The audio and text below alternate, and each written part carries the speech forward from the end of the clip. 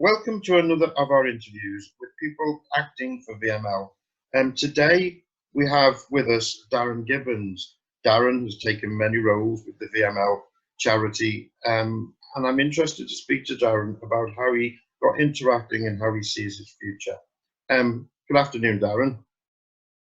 Hello. Okay, so let's start at the real beginning, as they say in movies. When did you realise you had an ambition to act?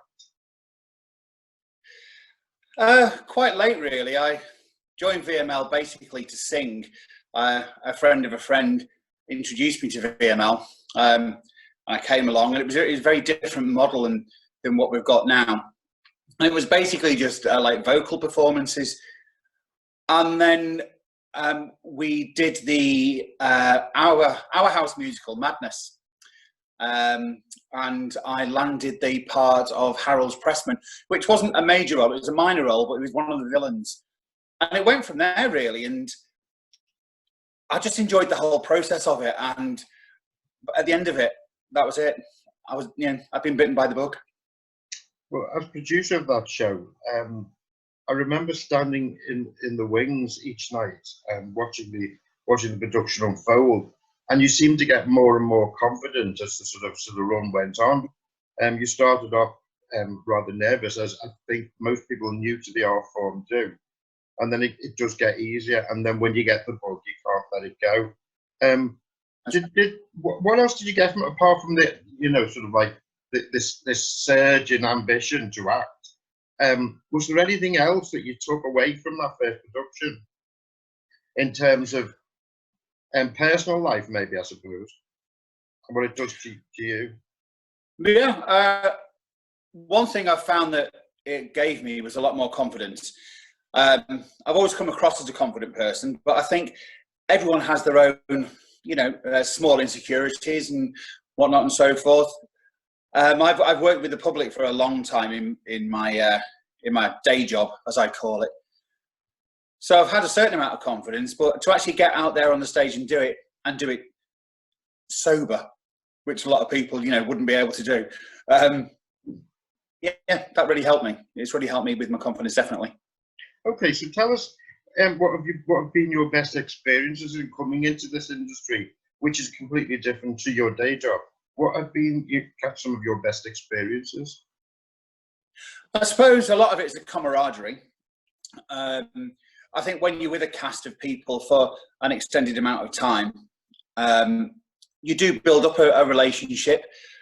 You get to know them quite well. So that's been a fantastic experience, learning about the other actors and why they've gone into this line of work and what they want for the future. Other experiences, just learning how theatre works and seeing what goes on behind the scenes and the hard work. It's not just them people that you see standing in front of you with a curtain call. There's an army of people behind. So I've loved having the experience of working with all them people as well. I think for me, as sort of producer, I'm hopefully going to use these interviews that I'm doing with people like yourself to let everybody out there know that performing arts is for everybody, that there is a role for everybody should they want it, and that there's a welcome to a group like VML for people who want to try their hand. Because I suspect there's a lot of people out there who either have an ambition to do it, never had the chance, or by the same token, don't know they've got an ambition to do it, like yourself, until they actually do it. Yeah, until you actually do it. Yeah. I think it's a good idea to get more people involved. And casting the net wide and far, and bring more people in and let them have a go at this, because it's life-changing. So VML is known for bringing classic drama to the stage locally. How do you cope with the classics then, as somebody new to drama? Because VML and the classics tend to go hand in hand at the moment. Yeah, I mean, I don't really know much about the classics, as I've only been in the acting world, let's say, for a short period of time, and that's only community acting as well. So I've not really had a lot to do with the classics, but the ones that I have had to do with, I just absolutely love. For example, like I've got to mention Of Mice and Men. That's a classic, and I never knew that story. Would you believe I thought of Mice and Men was Shakespeare? That's how much I knew. Okay. I didn't realise it was Steinbeck. And so when you say coping with the classics, I think I cope with them quite well because I know nothing about them. So I've got no preconceived ideas of what they're about. I've got to go on what we're doing at the time. So I think, yeah, coping's quite easy. I think what we've striven for in VML, and it's important to say this to yourself as well, is whilst we use the term amateur, which I don't like, simply because what we've striven for is professional production wherever we do them. The term amateur is just to say that the cast, the actors don't get paid, and we don't for our unique selling point, which is looking after the community with any profits. But I remember directing you in Shakespeare in Hamlet. I remember you had 2 roles in that: the ghost of Hamlet's father and Osric. How is more Shakespeare on your to-do list? Did you enjoy it well enough to want to do more? Shakespeare was challenging, definitely. I played the role of the ghost of Hamlet's father, which, although not a very big role, had lots of long monologues. So learning the Shakespearean language and learning the monologues was a challenge. But I think I did it justice. And then on the flip side, in Act 2, I played a completely different character. I played Osric, as you said, who's quite a camp kind of character, quite snobby and well-to-do. And so just having to do those 2 in one play was a brilliant experience. And so more Shakespeare, probably. I think maybe something a bit less weighty because Hamlet was so long. It was such a long play. I wouldn't. It's Shakespeare's longest play.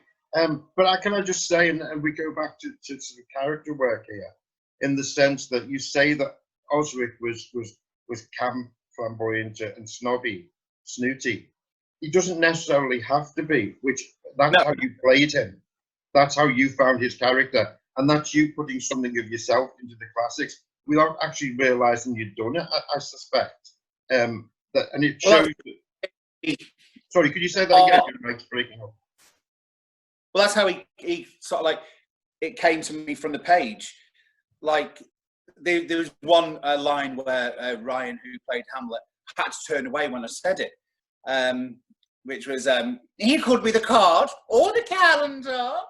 Well, that's how I felt he would say this Osric. He, that kind of, what's the word I'm looking for? Courtier, is it courtier? Something like that, yeah. You played him. He was almost reminiscent of Hyacinth Bouquet, really. The character. It was yeah. Maybe I could play. Yeah, your mic is breaking up, Darren, so you're gonna have to stop moving around. Every time you move, the mic is going off. So. Righto. Okay, just letting you know because I don't want it to ruin it for people viewing this.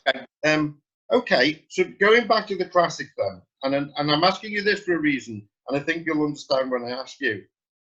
Beckett or Bennett? Beckett or Bennett? Well, I didn't know Beckett until about 3 weeks ago. Obviously, with your good self, went down to the Old Vic in London to go and see Endgame with Alan Cumming and Daniel Radcliffe. The story, the plot, I found at the time difficult to follow. I had a basic idea of what was going on, but it was difficult to follow. And it was only later, thinking about it and talking with you and stuff like that, where it sunk in, where I could understand what he was trying to say and the message that he was trying to get across. And then you've got Alan Bennett. The only thing I know about Alan Bennett is The Lady in the Van. And The History Boys, of course. Sorry? The History Boys is Alan Bennett, of course. Right, I've never seen it. Oh, okay. So the only one I know is The Lady in the Van, which I've seen on the stage. And I really enjoyed that. And maybe I'd like to play, something like that in the future. I've heard you mention Talking Heads as well. which I don't really know much about, but again, ready to learn. So when you say Beckett or Bennett, I'm going to sit on the fence and say both. Okay. And I also see you, I actually do see you as playing the character Hector in the History Boys, which is a superb character. I mean, really is. And we'll talk about that another time, because you could do a whole dissertation on the character of Hector. Very, very well written, clever character. Played on film by the guy who played, I can't remember his name, it's the guy who played Harry Potter's uncle. The big guy, he's not long. Oh yeah, Richard. Yeah, Richard, somebody or other. He played in the film, and James Corden was was in the film too, as was Russell Tovey, who's a fabulous actor. So yeah. what I would say, just if you find it, watch it. It's a great piece of theatre. Okay, so what for you are the greater challenges you've faced in recent years as you come to develop? Now that kind of latches on to the second question I asked you about experiences. The challenges are different, and it's how you. I think for me, it's how you meet the challenges that make a good actor. So, have you found anything really, really challenging? Well, everything's had its challenges. Nothing has been a walk in the park. Nothing at all. Obviously, by taking such a big role in Mice and Men when I played Lenny Small, that obviously was a challenge, because Lenny was so many different characters. Really, he was childlike. He was strong. He was vulnerable, and he was sad. And yeah, so just trying to get that right, I think was a challenge. And just the physical side of Lenny as well, because I'm not 6 foot. I'm only 5'10", but he was supposed to be a big guy. So trying to portray being big, I suppose. I mean, I'm large anyway, but and then learning like his physical attributes, how he'd walk, and and how he'd have a little nervous tick and stuff. So yeah, that was a challenge, but it wasn't a negative challenge, which was a positive challenge. I really, really enjoyed doing it. And the other challenge, I suppose, was when we did the sketch shows. And I was so nervous because I was first out there, and I did the Noddy sketch. And the challenge for making a room full of people laugh worked. We did it. Yeah. But I love that. I remember being in the tech box at that time, and I've said before, I cheered up when people started to laugh. And you cheered. You think we've got them. Once they start to laugh, you think we've got them. Yeah.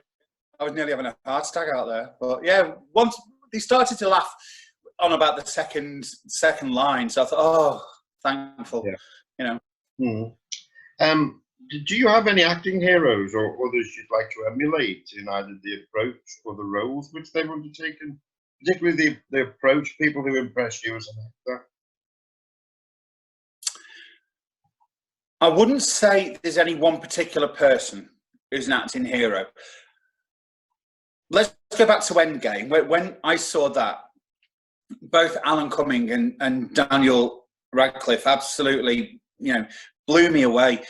That was it was a massive stage, at the Old Vic, and there was just the two of them on the stage, and they filled it. They filled the entire space just with their presence. They were amazing, and just the physical acting. Even though one of them was in a wheelchair, there was still lots of sort of physical acting that he did, and that blew me away. But on the flip side, I felt that in community theatre as well. I've gone to see, the last one I saw from VML was The Importance of Being Earnest. And there were some actors in that, again, same phrase, sorry, but blew me away. I just thought they were fantastic, and I loved every single second of it. So I think these, so they were heroes as well that night. So much so I went back again the 2 nights later. There are some one particular person, no. Mm-hmm. Well, there are some fine actors in VML, and I think people who are coming into the group, newer people, are learning from them. And there are people, for example, like Helen Kiley, who played Gwendolyn in The Importance of Being Earnest, who knows her drama, she knows her theatre, and she knows Oscar Wilde, and she knew that character. And if she was ever born to play anyone, it was Gwendolyn. Oh, what? She's a great comedy actor, Helen. She has great timing. Yeah. Okay, so is there a major role that you would love the chance to play? Even if it's something you've seen us do before, is there anything, say, that VML have done that you think I would have minded doing that, or something that we've seen in local theatre in recent years? I don't know. I was very jealous I wasn't in The Importance of Being Earnest when I saw it. I loved that. But I've had meaty roles as well that, you know, that I've played that I've absolutely adored. Even though it was hard work, Charles Condamine, he was a great meaty role to get my teeth into and to do something completely different to what I've done before. But as for other things, I don't know. Yeah, it's a bit of a rubbish answer, but I think because I'm learning as I go along about the classics, then yeah, I'm going to jump straight in and go, yeah, I want to do that, you know, because you've introduced me to so much. Well, for example, as well, the freshly written piece that we did, Masquerade by Laura Lees, that was a superb role. I loved doing that. You know, so I think I'm up for most things within reason. I think as well, I mean, if it was difficult, I found that difficult for you, or if I'd have been you, I'd have found it difficult rather, because we'd seen somebody play Frank in Masquerade who did an absolutely stunning job. He was perfect. He was really, really good.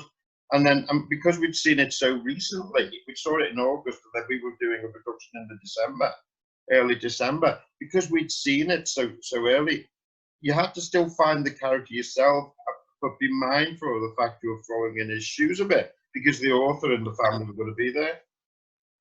Well, that's right. And there were big shoes to fill.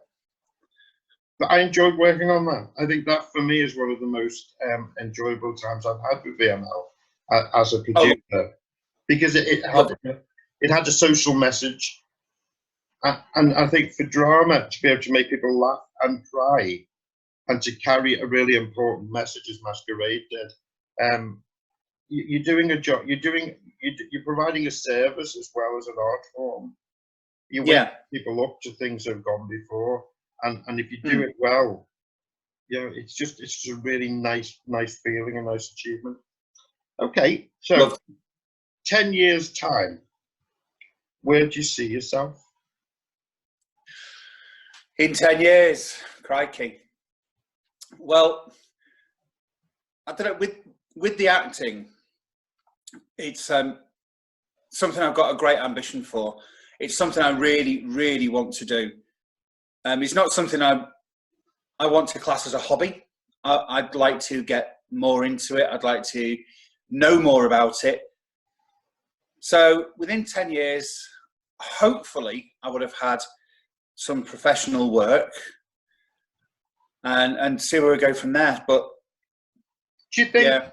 Do you think if you got the chance to do some television, would that you know, that become your first sort of love over stage acting, or do you think they're just both different?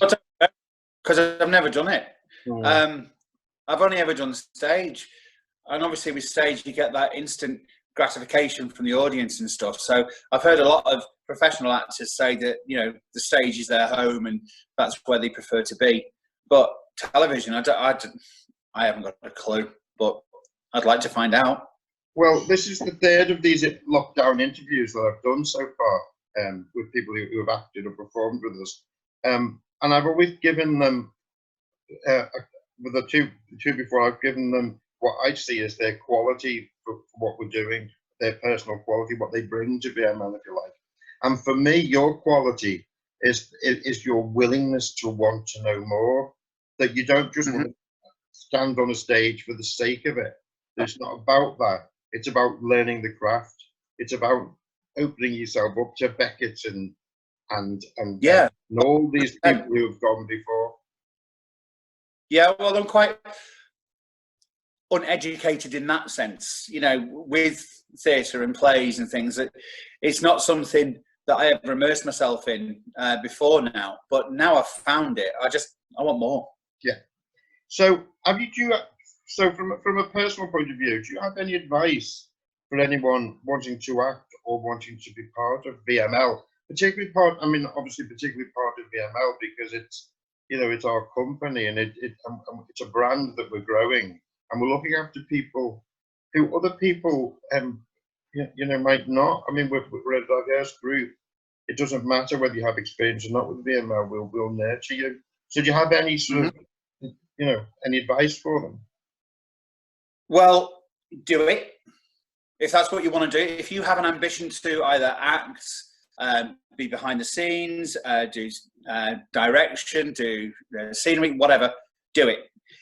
If you want to act and you want to perform, don't be afraid of making a fool of yourself, because every single one of us who have been in a VML production have made a fool of ourselves at some point.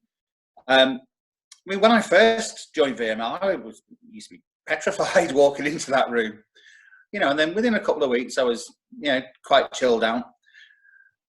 But do it. Life's too short. Just come along and have a go.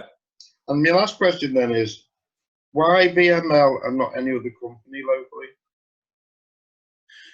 Why VML and no one else? Why you know, why do you think there's, what do you think is unique about VML is what I'm asking, really. Sorry. Well, with VML, everyone gets an opportunity. Obviously, when we're doing the casting, a lot of it is suitability of casting. But we'll look at a play or we'll find a production where we think, okay, well, that person could fit in there, that person could fit in there. So everybody gets an opportunity. Just because you're new through the door doesn't necessarily mean that you are going to be at the back of the stage in the chorus or you'll have a minor part. It's all to do with what we can offer and, you know, what we can do to make a person grow. Yeah. With other companies as well, you know, from what I know, what I've heard, I don't actually know, so maybe I'm talking out of turn, but there seems to be sort of click in some of these, and that's what we don't want in VML. I think people are forced to wait, not forced, but people have to wait in line for their big chance. Yeah. Sorry. Say that again. Like stripes. Yeah. In other production companies and stuff, you know, which goes along the lines of, you know, like being in the cliques. Not that these people are in cliques. I'm backtracking now, but anyway. But yeah, with VML, that doesn't happen. If you're right for it, you'll get it. That's it. And I have to say, we've got some people who perform with us in their 70s. They haven't got time to wait in line. They really haven't. It's kind of, for some of them, it's now or never for them to live their dream. So it would be unfair of us to say, yeah, you're 70, but we don't care. Come and perform with us, and then give them nothing to do. It's about absolutely. It's about looking after people. Right, Darren. I'm going to let you go simply because, and I apologise to our viewers that your mic's been a little bit in and out occasionally, a little bit echoey. But that's the problem with lockdown and doing things on virtually. Unfortunately, this could have been a great interview face to face. But you know, thank you for talking to me. And I look forward to seeing how you develop in the future. I'm sure you will. Thank you, Darren. Me too. Thank you.